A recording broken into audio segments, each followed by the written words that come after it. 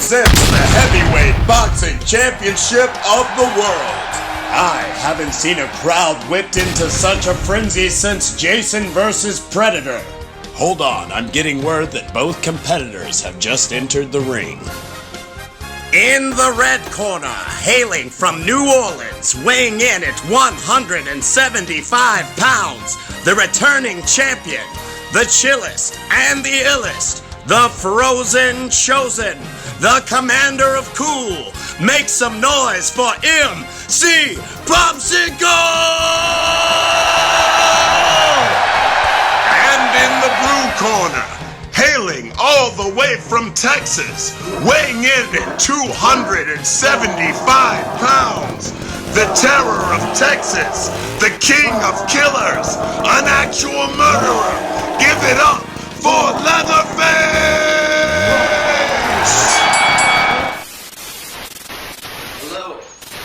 Hello, party people.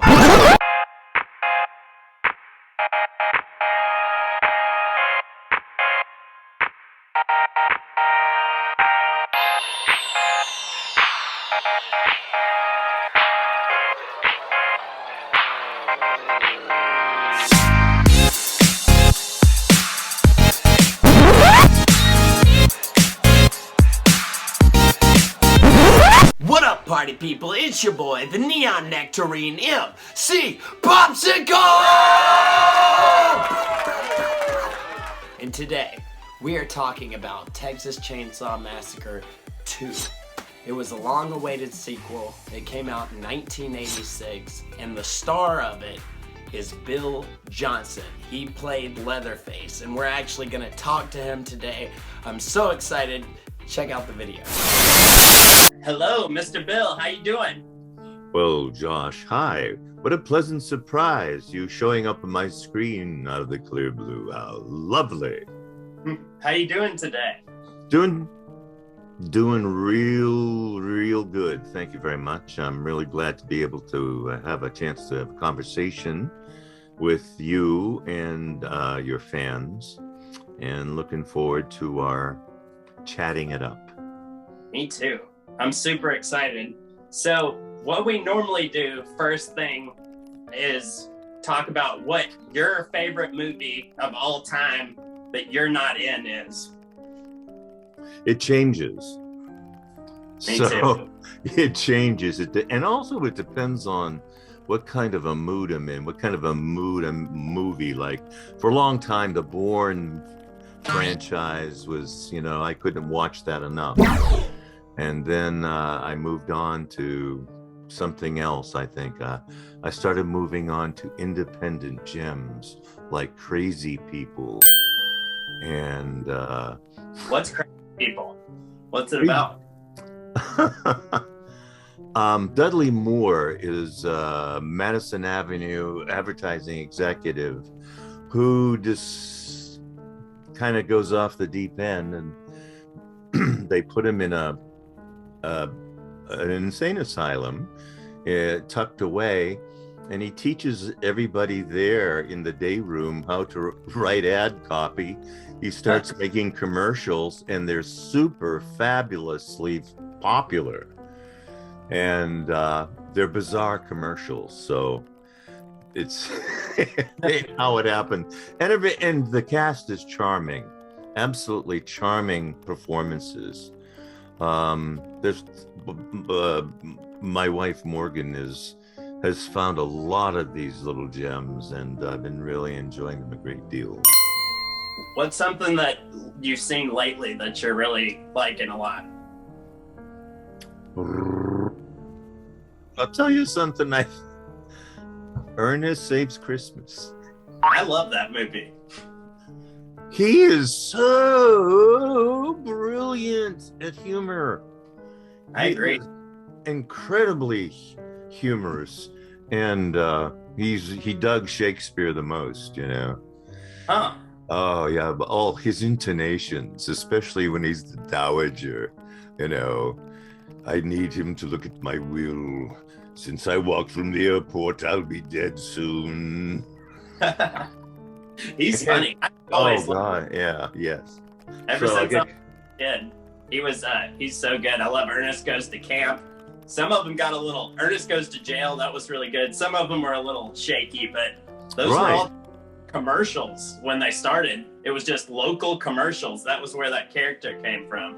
I saw him here in Austin on a number of local commercials for, the local weather station. He'd be up on a ladder at the edge of a roof, and the camera would be on the top of the roof looking down at him, and he'd go, "Hey, Vern, did you hear about XYZ? Yeah." And he, and then later on, saw him in his movies. That was kind of a kick. And then in Toy Story, he's pretty great. Blinky Dog. Yeah. And his appearances on The Simpsons, I really enjoyed a great deal. I didn't know he was in that. His voice as a voice character. Yeah. Wow. He was some kind of a mountain folk kind of guy who was just a little, or maybe he was, he was a carnival person. Oh. So there, so there's a bit of sleight of hand going on there. And on Roseanne, his appearances on Roseanne. I didn't know that. Yeah, he's been around. He has a lot of friends. A lot of his friends are in his movies. They keep showing up, Mm-hmm. Jed Clampett. He was Jed Clampett in that Beverly Hillbillies movie. Did you ever see that? Oh, I missed that. Yeah, because I remember Buddy Ebsen with such, great fondness because he was so perfect. Mm-hmm. He did good. Jim Varney did really good in it. You would like it, I bet. It's funny. I bet I will. Yeah, he's excellent. He has such a sense of humor.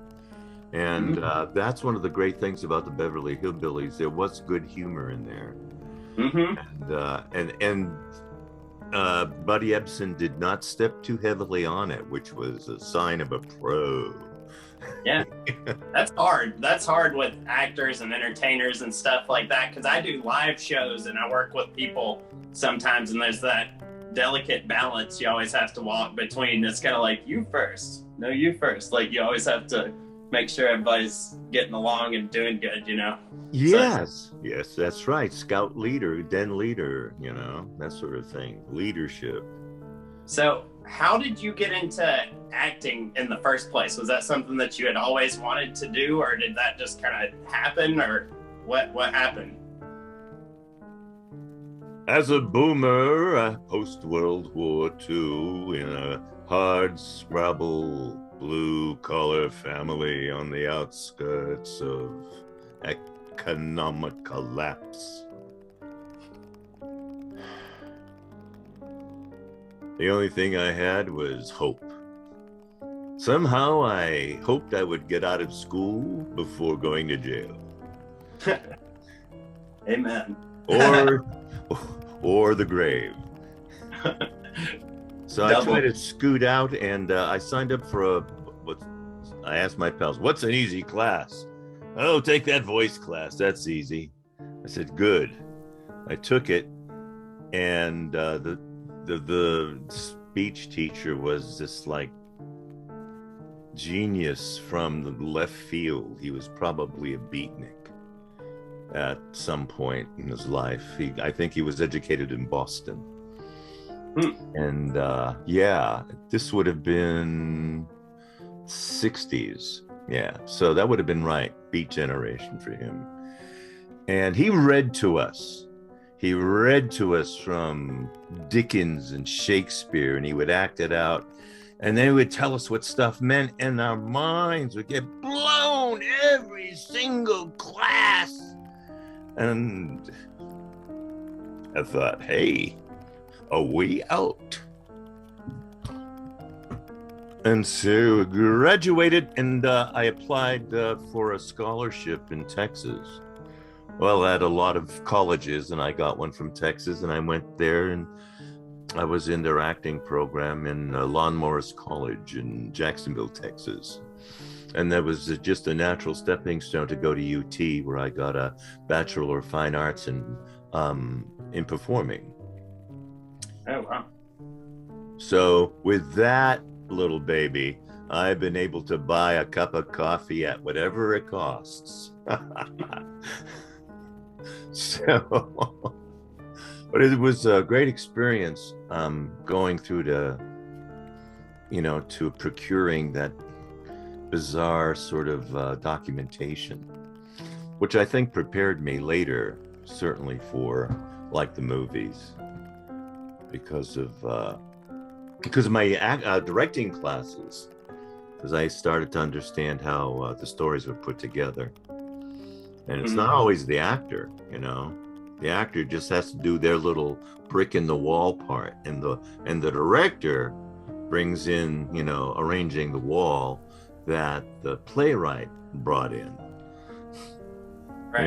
And they built a special wonder wall for the times that they lived in, and it's up to the director to determine what that intention was, how it applies to today, and translate that into understandable theater for the folk coming in nowadays. Right.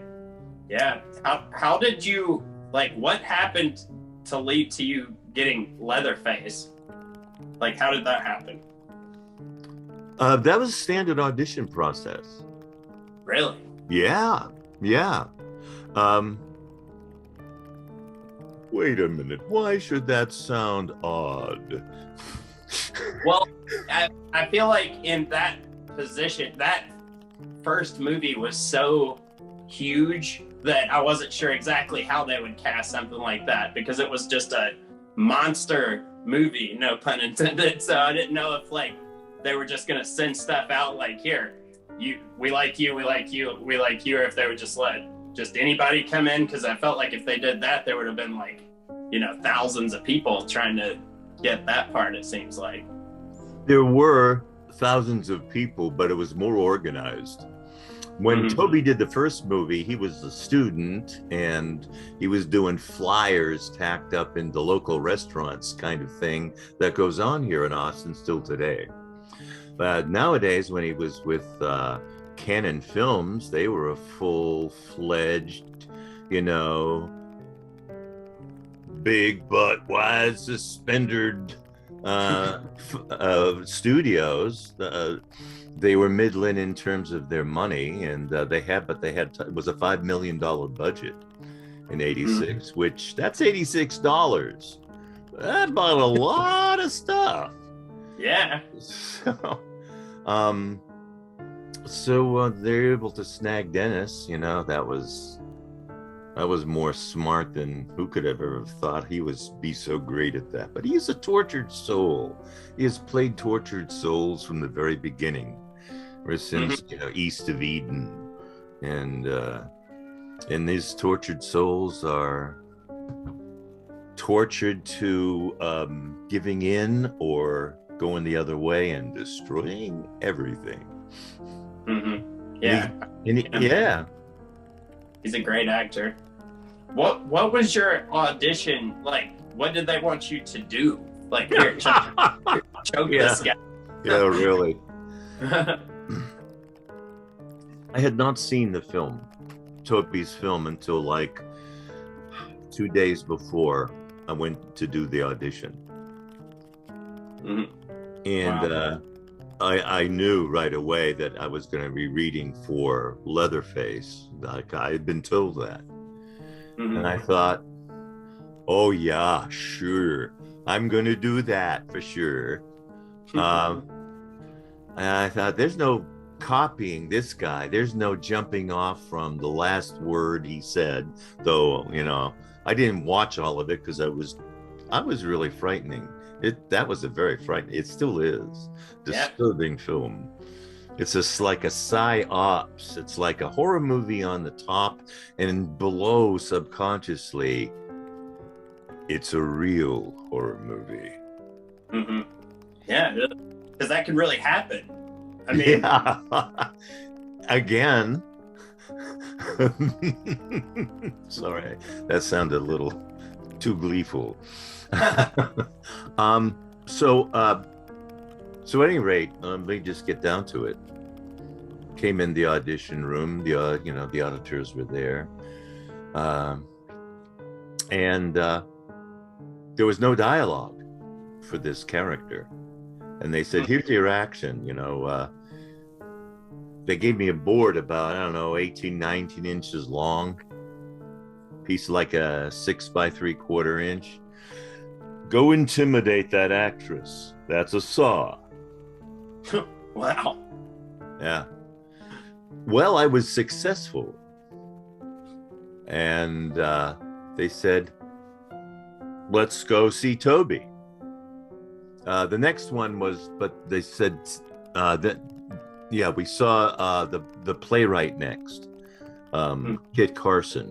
We did an audition call back for him, and he went, yeah, let's take it in front of Toby. And then Toby, yeah.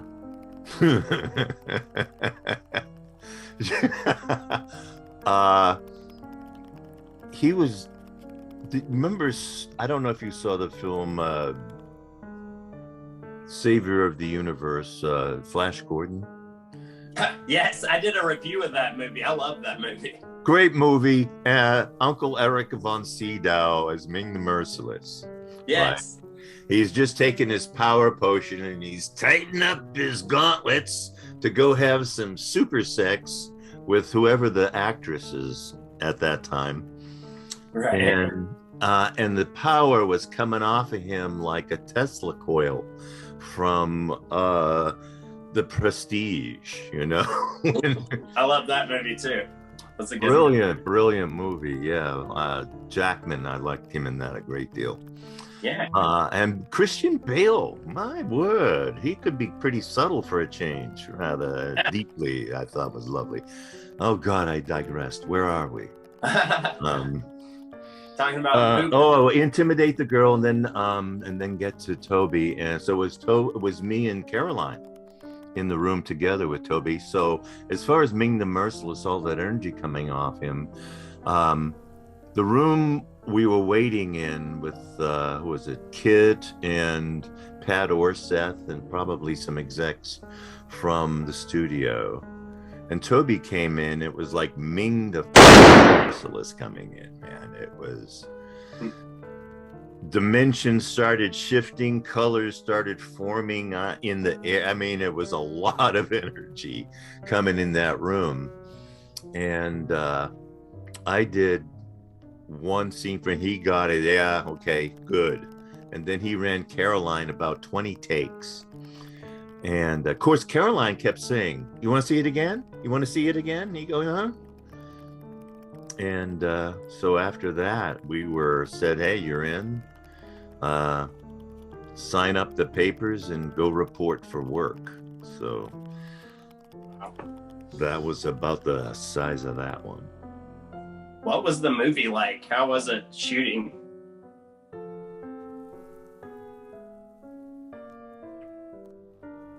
There's a lot of words to describe that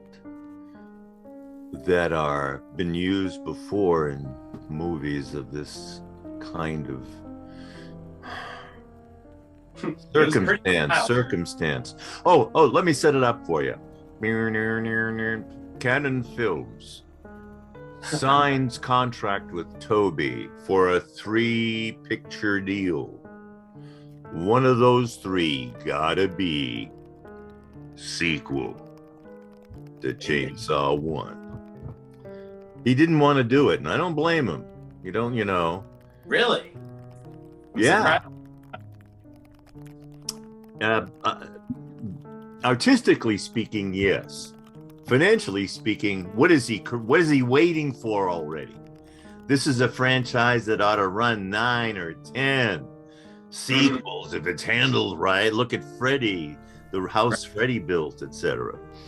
So, but he didn't want to do another one, and because how you gonna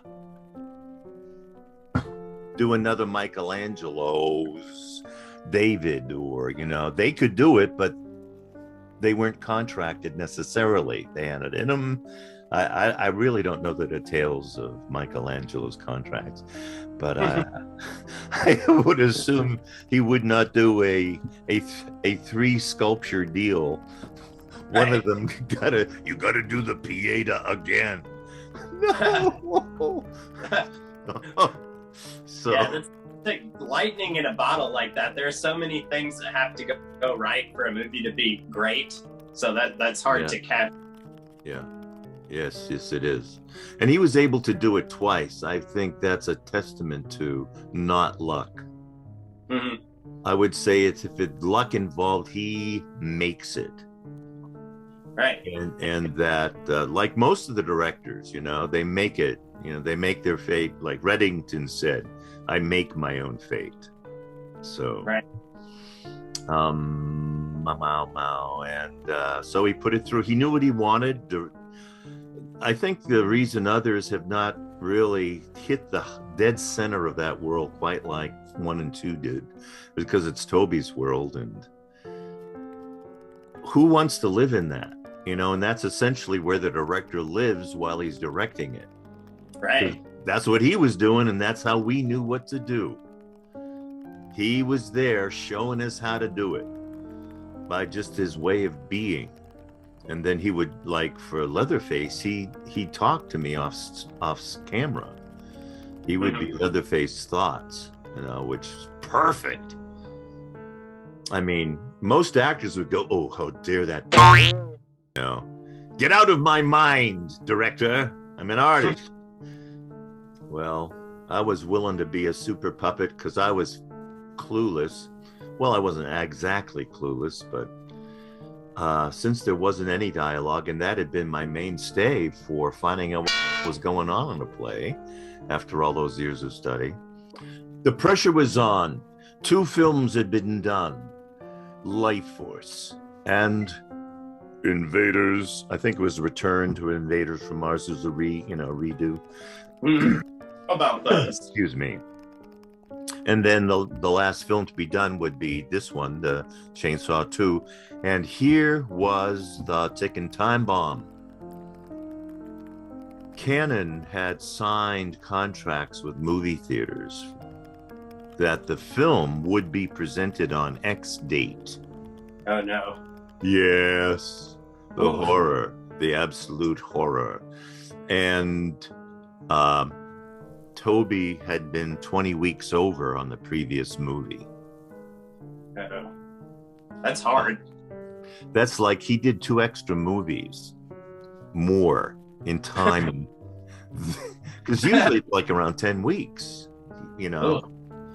And I think that's what Cannon had budgeted for us, because we stopped just a little bit after 10 weeks in a day or 2.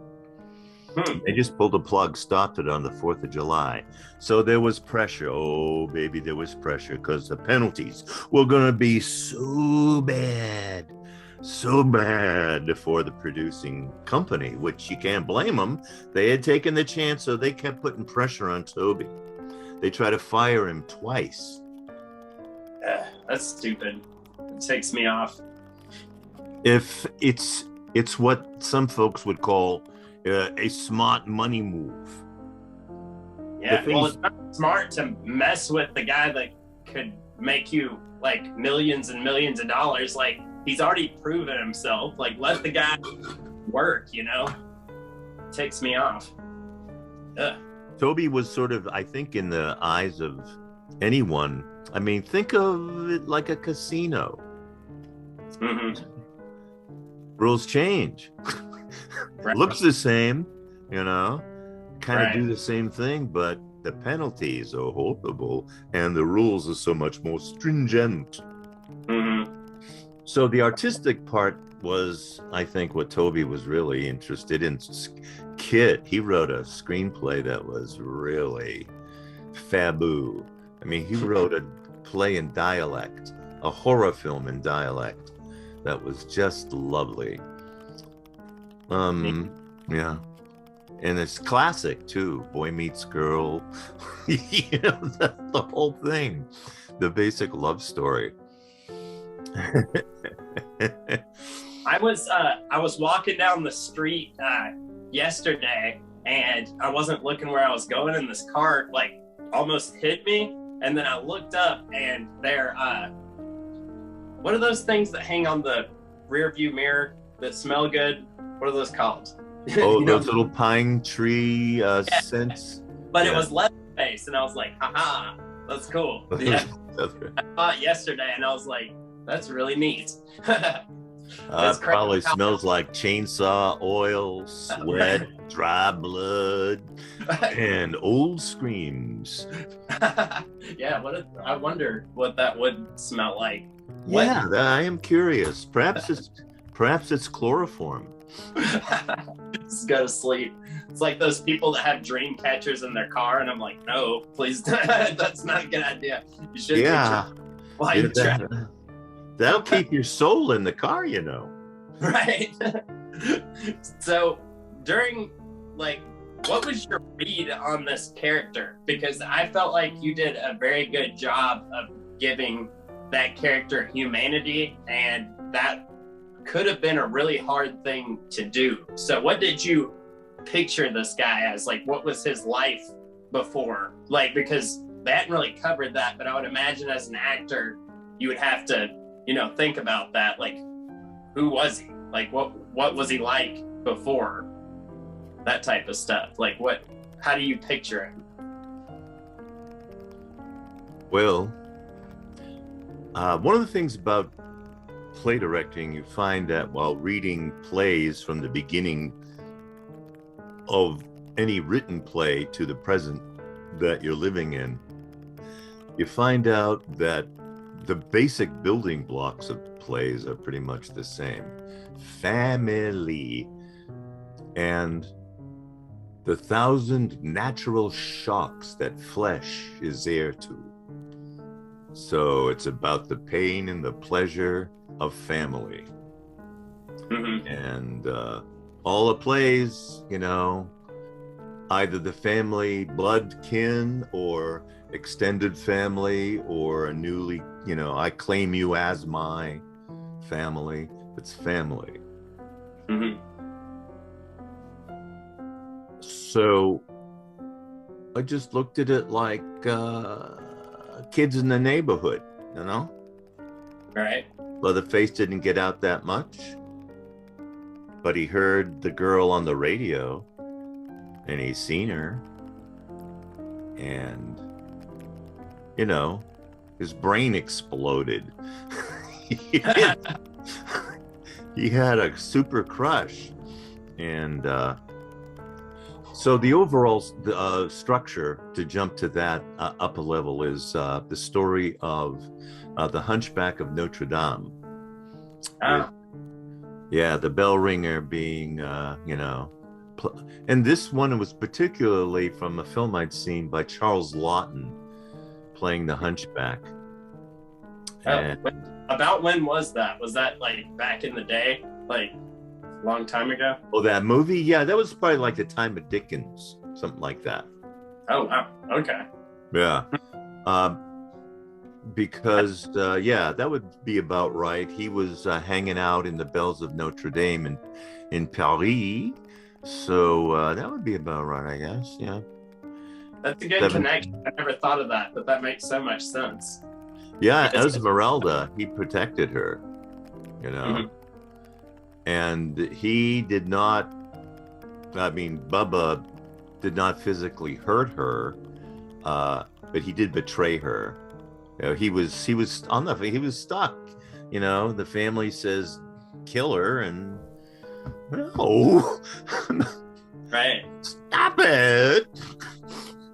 Yeah, the way you played him, it seemed like he wasn't a bad person. It's like he kind of was influenced to be the way that he was. Like he was raised wrong. Yeah, exactly. Right. He told everything wrong. The not wrong in the sense of the Sawyers were concerned, but in terms of living in harmony with your community. Right. Yeah. Not people. Not so good for that. Yeah. That's really interesting. What was it like working with Dennis Hopper? Dennis, not for nothing is a star. Let me say that. There ain't much that is ordinary that they bring to the table when they're when they're working. I don't know what his life is like off set, but Wouldn't it be shocking if he was completely normal? that would blow my mind if he was just completely average Joe outside of the movies. Could be. I don't read him that way though.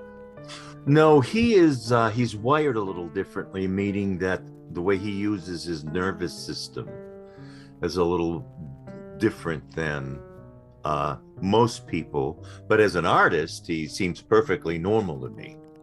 Right. As an artist, and he has tremendous energy and focus and an ease that he blends together so that he's kind of in full inspirational mode, yet relaxed and pliable and expressive within the proper parameters of the job description of the character he's playing. Mm-hmm. If you think of a character personality as a job description, it's a little easier to work with. Right. And then you can call all that's my hat. And you can change hats, as we do naturally, like you got your interview hat on, and you may wear that as a DJ. But if you're going to church, you probably don't wear that. I mean, if you're a church-going type in places where men aren't allowed to wear hat wear inside, and or any kind of building, etc. So hats and job descriptions. Right. So he could switch on and switch off just that easily. Was he like his character when he wasn't in the movie, or was he kind of like the same? Would you think he would be like a what's it called, like a method actor, or was he just normal and then he switched on over to the character during the movie when they were shooting, or was he just in character the whole time?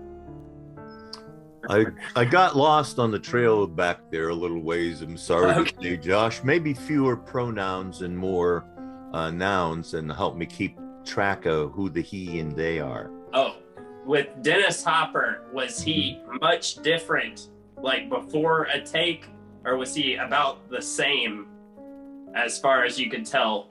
Like, was he in character the whole time, or was he different? Oh, yeah, I see what you're saying. No, he didn't bury himself in a role like he was always Rambo no matter what. No, he was always ready to do a take. He was ready to work. He had all his concentration. He was ready in the moment, had his lines perfectly. And I got a story about his lines.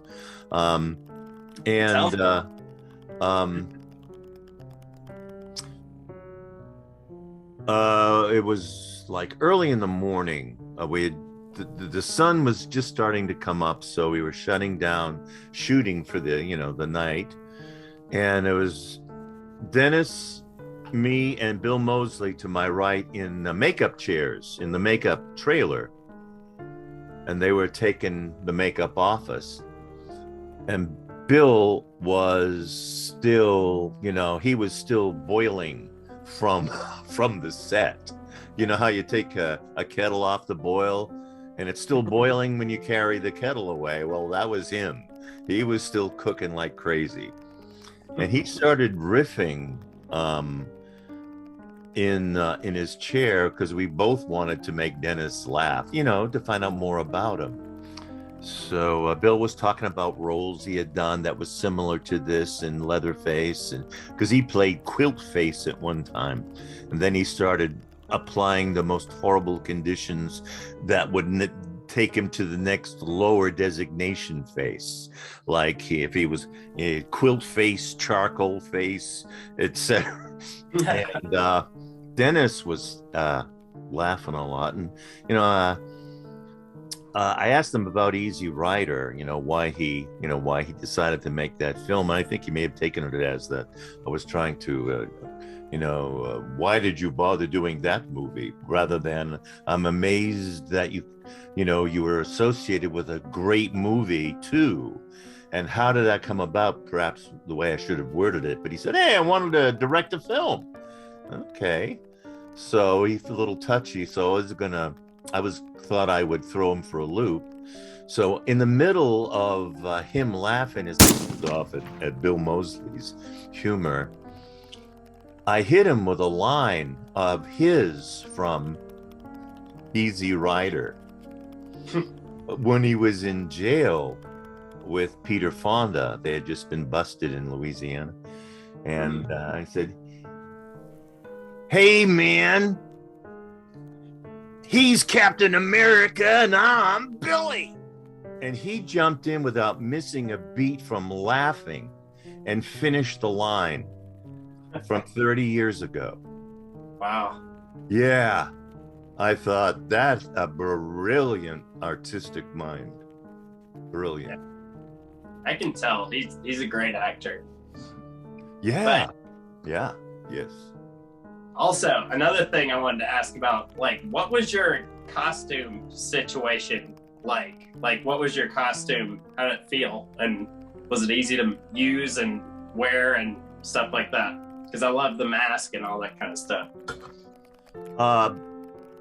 Now, wardrobe, your costume was a business suit and cowboy boots. I used to have a boutonniere in my pocket, actually pinned onto the lapel, a fake one. You changed it, and I think some of the production stills have the red carnation there. And then they worked with a red handkerchief, and then they just scrapped any kind of color there. I liked it. It was hot, though. It was really hot in the underground part of the movie because it was in a unair conditioned space with about 1 trillion light bulbs on all the time. It was over 100 degrees in there. Wow. And, yeah, we were all sweating like crazy. It was just like a long Quonset hut steel room that used to be the Austin American Statement newspaper press room, where they had the giant rolls of newsprint and printing off spinning them out and printing those newspapers. So it was full of 40-50 years of ink everywhere and inhaling that as well, but it had access to outside, also to the heat from outside, for it had no insulation. It was just a big metal room, sort of like the box from Cool Hand Luke. Ooh, grief.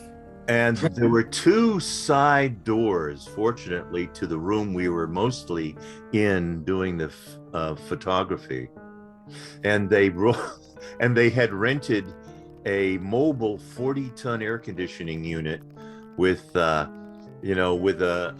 exhaust tube of the cold air about 3 feet across, 3 or 4 feet across in diameter. And they just back that in, crank it up, and blow a trillion cubic meters of cold air in there for a few minutes to try to bring the temp down, and so we wouldn't lose the patient. And then they'd have the cameras up, and then we close the doors and do it just one more time. How were you actually fighting in the fight scenes, or did they have a stunt person doing that? Bob Elmore was a stunt double, one of them. Let's see. We all had stunt doubles. Tom Morga, excuse me. Good Lord. The one for Bill was a tremendous athlete. His name will come to me in a minute. I have it in there, but it's not kind of showing itself yet. And Beth, I've forgotten Beth's last name. She was a stunt double for Caroline. And Tom was a stunt double for Luke. Not Luke, good Lord. Perry. Excuse me. Mr. Perryman, who played LG, Tom Morgan did some stunt work for him, and for Leatherface too, a little bit, but it was mostly Bob. It was pretty dangerous working with a live chainsaw, which had to be done at some points. Yeah.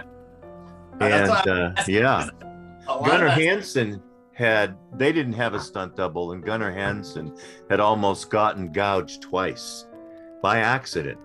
Ugh. By total accident, not because of anybody was screwing around or bad safety rules. It was just serendipity in the air as well. So I did not mess with the saw. My job was to do the roll and not get hurt. Yeah. Bob got hurt because he fell out of the pickup truck that was doing the in the opening part that was sawing the kids in the Mercedes. Yeah. And Leatherface had not been wired safely enough into the back of the truck where they wouldn't fall out. So that happened. So Bob was the guy doing that, and he got injured. And and Tom Morga then filled in for Bob, and Tom Morga was thrown out of the truck too. Wow. Then the stunt coordinator John Moyo came to me and asked me, with the entire stunt cast there too, and Bob with his arm wrapped in this giant clear plastic garbage bag full of ice and taped up like you see on the football games. And he was asking me if I'd go ahead and do some scene work with the saw and it would be safe. And I didn't trust him whatsoever. I bet not. Oh. I had heard about how harsh and corporeal he is with his stunt people. And I thought it was pretty low class to try to shame me into it, bringing all his people in. You know, I could understand Bob, but not all the others. And plus, it didn't make any sense, because if I get hurt, then it's totally going to be in trouble. I got hurt for a week. I caught pneumonia. Toby told me that it was the Bob stunt mask had been stolen and he was using mine. And Toby had told me later at a convention that Bob had the flu and that I had probably caught it from the mask. I don't know if that's true or not, but bummer if it had been. But I was in bed for a week taking meds every 2 hours around the clock until I could get back. So Bob kind of filled in for one of the scenes I had been slated to perform. And I figured it was dangerous. I mean, just the nature of something called Texas Chainsaw Massacre sounds pretty dangerous. That's the great. tension was high on the set because of the pressure, time pressure, to get the film. Toby was editing on the lot. He would leave the set and go on to another part of the lot and go to an editing room they had set up, and he would be editing there. I believe he also said there would be no like editor's cut, because he said, I cut the movie I want, and that's it. And I say, well, yeah, look, it works pretty good for everybody so far. Yeah. I figured y'all were like on thin ice with some of that stuff. Some of that stuff was like, oh my gosh, like that was crazy. I have a question. Excuse me. So I'm an actor. I've been in a couple TV shows and movies and stuff like that. And a lot of the people that watch this are actors. And for newer actors, what advice would you give to someone that's trying to get into the industry or new? I have several pieces of his advice, unquote. One, don't do it. If you think that there's a possibility even you're getting the low end of the money of the people you see on the big screen, you are not correct. You do have a chance, but it is so slim unless you go fight where they're giving out the roles that do that sort of thing. You got to be prepared for a long haul. Some of the best actors I knew that I worked with in this town as an actor went to Hollywood, and it took them 10 years. And that's about it, guys. Thank you so much for watching. Thank you, Mr. Bill, for being on the show. That was part 1. There's going to be part 2, and I'll be releasing it on my brand new podcast channel. It's not out yet, but it's going to be out really soon, so keep in touch and I'll let you know what's happening with that. Also, shout out to Designs by Galarza. They made this for me. Please follow them if you want some custom stuff that's really, really amazing. Also, check out the work from our other sponsors. Shout out to my brand new sponsor, Righteous Felon Craft Jerky. They make amazing jerky. Go follow them. Follow them right now. Wait, one more thing. If you like the shirt that I'm wearing, make sure to go to getonboardman.com and order a shirt. They have all kinds of amazing wearable art. Every shirt is absolutely incredible. Wait. 2 more things. Make sure to follow the Toy Stash on Instagram. They specialize in vintage toys. So if there was any toy you had when you were little and you can't find it, they probably have a brand new version of it that you can get. So make sure to follow them.